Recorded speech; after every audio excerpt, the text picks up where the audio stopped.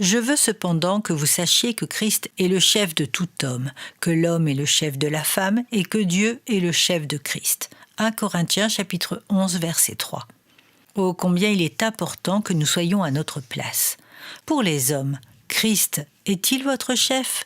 Est-il le roi, le maître souverain de votre vie, ou juste le bon sauveur qui mérite le plus grand des respects? Ce n'est pas rien de proclamer que nous sommes des enfants de Dieu. Cela implique que Christ conduit, dirige et contrôle notre vie. En quoi, messieurs, cela se voit-il dans vos paroles et vos actes? Dieu ne transforme pas votre vie, il change votre vie et c'est bien différent. Cela se traduit au fil du temps par un comportement qui n'a plus rien à voir avec ce que vous étiez. C'est une progression constante sur le chemin de la sanctification. Et vous, mesdames, quelle perception avez-vous de l'homme? Est-il pour vous le chef spirituel?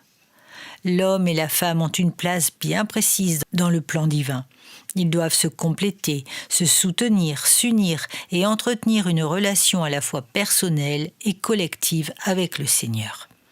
Il nous est rappelé dans ces versets l'ordre dans lequel nous sommes. Christ, l'homme et la femme. C'est l'ordre parfait qui établit l'équilibre spirituel.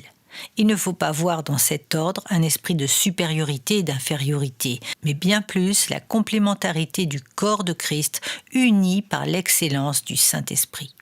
Mais pour que cet équilibre soit béni, il faut que l'homme comme la femme progressent dans leur relation avec le Seigneur. Si l'homme n'est pas à sa place, il influencera négativement la place de la femme également, par son déficit d'engagement. Voilà pourquoi il est très important de ne pas se relâcher dans notre marche spirituelle et de nous appuyer de plus en plus sur la parole de Dieu. L'homme comme la femme doivent être l'un pour l'autre des piliers de redressement quand il y en a un qui tombe.